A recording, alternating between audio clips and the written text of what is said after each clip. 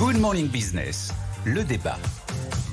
Et je vous laisse vous installer, Jean-Marc Daniel. Bonjour à tous les deux. On va parler des États-Unis. Les États-Unis qui sont surendettés. Et Jean-Marc, c'est peut-être ça qu'il faut regarder en ce moment. Oui, je crois que sur l'interprétation des décisions qui ont été prises par Donald Trump sur la guerre commerciale, la Chine et tout ça, on ne voit pas que le véritable problème, c'est les fondements même de l'économie américaine, tels qu'ils ont été décrits d'ailleurs par le vice-président J.D. Vance quand il a dit le paysan chinois prête aux Américains pour qu'ils achètent les produits des paysans chinois.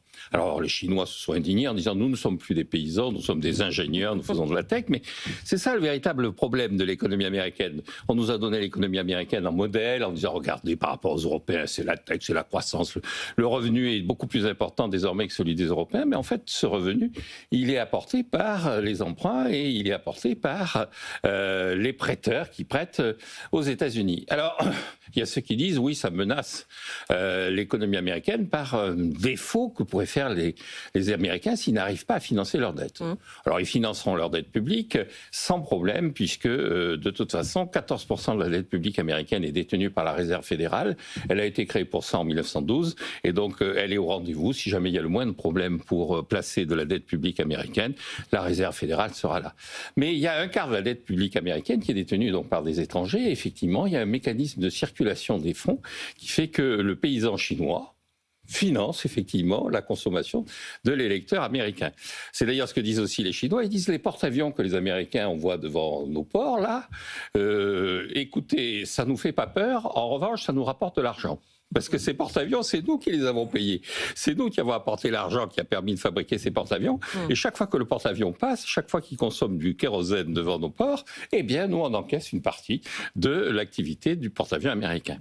Et donc, le véritable enjeu, effectivement, c'est pas la dette en tant que telle, c'est le niveau de vie global des Américains. L'Amérique vit au-dessus de ses moyens. La dette est un symbole. Alors un symbole qui est d'autant plus fort, il faut quand même constater que à l'heure actuelle, il va y avoir 7 000 milliards de dollars à refinancer.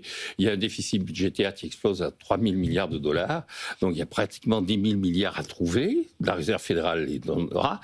Mais ces 10 000 milliards, c'est du pouvoir d'achat d'une certaine façon qui est donné aux Américains en face d'une absence de travail. Donc le vrai problème de la dette, c'est pas la dette, c'est l'absence d'épargne et l'absence de travail des États-Unis. Grosso modo, je me répands partout en disant que la France a besoin de travail et d'épargne, oui. Mais il y a un pays qui en a encore besoin plus que la France, ce sont les États-Unis. Nicolas Dose. C'est exactement ce que j'allais dire. J'allais dire, Jean-Marc vient de nous décrire la France. Alors effectivement, oui, c'est un symbole.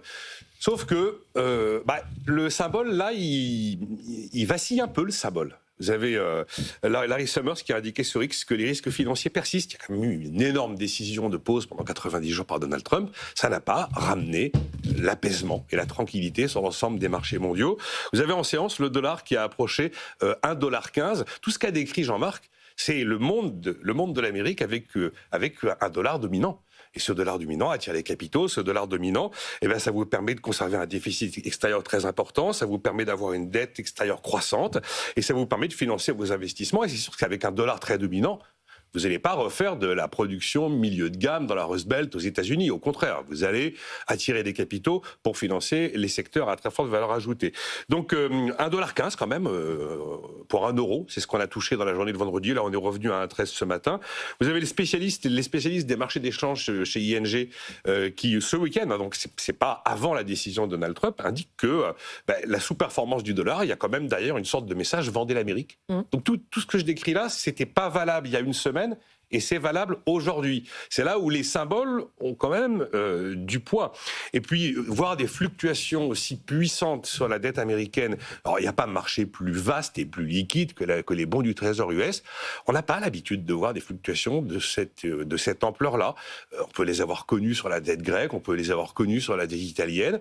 Là, on parle de la dette américaine. Voilà, encore quelque chose qu'on n'avait pas l'habitude de voir il y a une semaine et qui aujourd'hui ne nous surprend plus forcément. Bloomberg a considéré que la sous-performance des bons du Trésor américain face au Bund allemand, on n'avait pas vu ça depuis 1989. Et puis l'or, l'or maintenant est à 3245 $ l'once. Oui. Donc l'or joue son petit rôle habituel.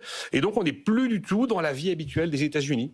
Dans la vie habituelle des États-Unis où le taux d'intérêt que l'Amérique paye sur sa dette, ça lui permet d'avoir ce taux d'intérêt payé sur la dette sera inférieur au rendement des investissements qu'elle réalise à l'étranger, et elle peut effectivement comme ça porter ce fameux déficit commercial de malade qui est celui de l'Amérique et continuer à consommer plus qu'elle ne produit, parce que c'est exactement la réalité. Sauf la semaine dernière, il y a eu un marqueur dans tout cet univers que nous connaissons, qui est peut-être symbolique, mais enfin qui n'est pas que symbolique. Alors la Fed a dit on sera là. On a tous les outils sous le coude pour assurer les fonctionnements de marché, pour assurer la liquidité. C'est ce qui se dit là depuis vendredi. On va voir si cette semaine, effectivement, on voit apparaître des outils. Merci, messieurs. En tout cas, l'idée que l'Amérique aurait besoin d'un dollar faible pour s'en sortir, ouais. Je pense qu'il n'y a que le conseiller de Donald Trump et Donald Trump qui le pense.